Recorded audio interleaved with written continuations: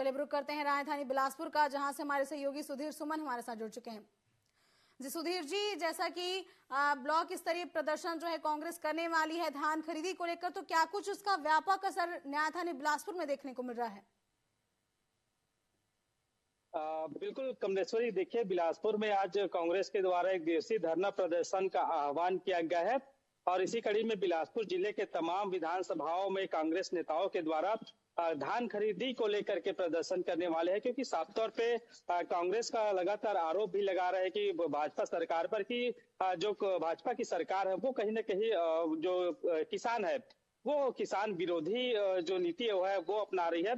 क्योंकि साफ तौर पे जिस तरह से भाजपा सरकार चुनाव से पहले वादे किए थे कि जब धान खरीदी होगी तो उन्हें एक मुश्त जो राशि है धान की वो पैसा देने की बात कही गई थी, लेकिन अभी जो राशि है उन्हें एक मुश्त नहीं दिया जा रहा है। इसी के विरोध में आज कांग्रेस प्रदर्शन कर रही है। इसी को कांग्रेस जो है वो एक बड़ा मुद्दा मान करके प्रदर्शन करने को आतुर हो गए हैं। आज बड़ी संख्या में कांग्रेस के नेता और जो क्षेत्र के ब्लॉक अध्यक्ष है या फिर कांग्रेस से जीतकर आए हुए विधायक, ये तमाम जो लोग हैं वो बिलासपुर जिले के तमाम जो विधानसभा है वहां के उपार्जन केंद्रों में पहुंचेंगे और एक दिवसीय धरना प्रदर्शन उनके द्वारा किया जाएगा। साफ तौर पे ये भी उनका एक बड़ा आरोप है कि जो किसान है उनकी धान बेचने को लेकर के उन्हें काफी दिक्कतें सामने हो रही है, जैसे टोकन काटने को लेकर हो या फिर किसान की जो धान उठाव नहीं होने की वजह से जो किसान है वो परेशान है, उनकी धान नहीं बेच पा रहे किसान जो है वो। तो कहीं ना कहीं इन्हीं जो तमाम बिंदुओं को लेकर के कांग्रेस जो है वो प्रदर्शन करेंगी और साफ तौर पे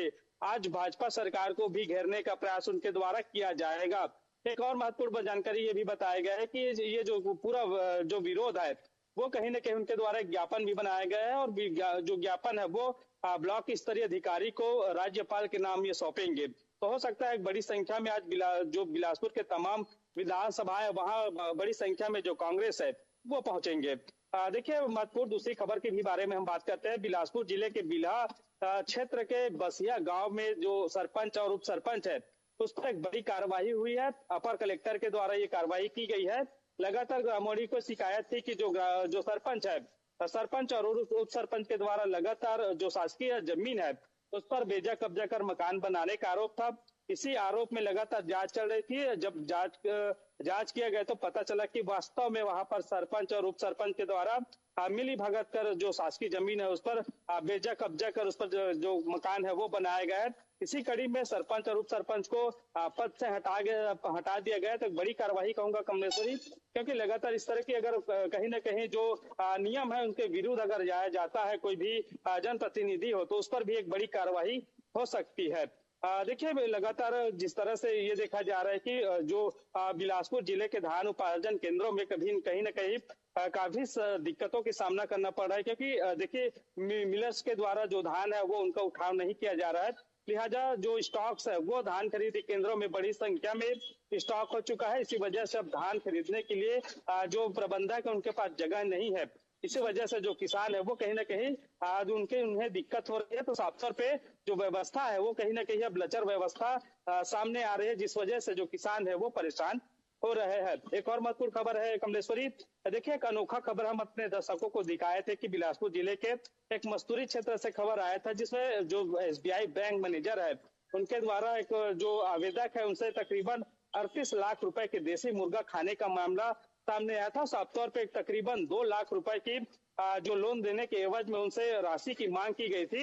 ये जो मामला था इनको लेकर के जो आवेदक था 23 नवंबर को उनके द्वारा प्रदर्शन किया गया था और इस प्रदर्शन के बाद से मस्तूरी के तहसीलदार मौके पे पहुंचकर उसने आश्वासन दिया था कि 10 तारीख तक वे उनके पैसे लौटा देंगे। यानी कि आज 10 तारीख है, आज देखना होगा कि आखिर जो पैसा आवेदक का था उन्हें वापस मिला कि नहीं मिला। लेकिन एक महत्वपूर्ण सवाल ये भी उठता है कि अगर SBI बैंक का मैनेजर पैसा मांगता है और उन्हें 1 लाख रुपए आवेदक जो है वो दे देता है तो कहीं ना कहीं इस पर बड़ी कार्रवाई होनी चाहिए, क्योंकि जिस तरह से अगर घूस लिया जाता है तो चाहे वो कोई भी अधिकारी उन पर मामले को संज्ञान में लेकर उन पर कार्रवाई की जाती है। लेकिन इस बार नहीं ऐसा दिखाई दे रहा है कि जो अधिकारी उनका सपोर्ट दिख रहा है SBI मैनेजर के ऊपर, क्योंकि इस पर जो पैसा वो वापसी करवाने की बात कर रही है, न कि उनके ऊपर कार्रवाई की बात कर रही है। जी कमलेश्वरी।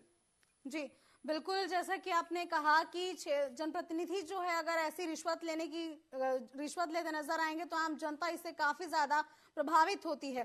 फिलहाल तमाम जानकारियों के लिए आपका धन्यवाद सुधीर। ये थे हमारे सहयोगी सुधीर सुमन जी ने बताया कि एसबीआई के मैनेजर ने एक जो है व्यक्ति से, आम नागरिक से रिश्वत की मांग की थी, जिसके खिलाफ आज कार्रवाई भी देखने को मिल सकती है। वहीं जो सरपंच और उप सरपंच है उन्होंने भी सरकारी भूमि पर कब्जा किया था, उनके खिलाफ भी बड़ी कार्रवाई की गई।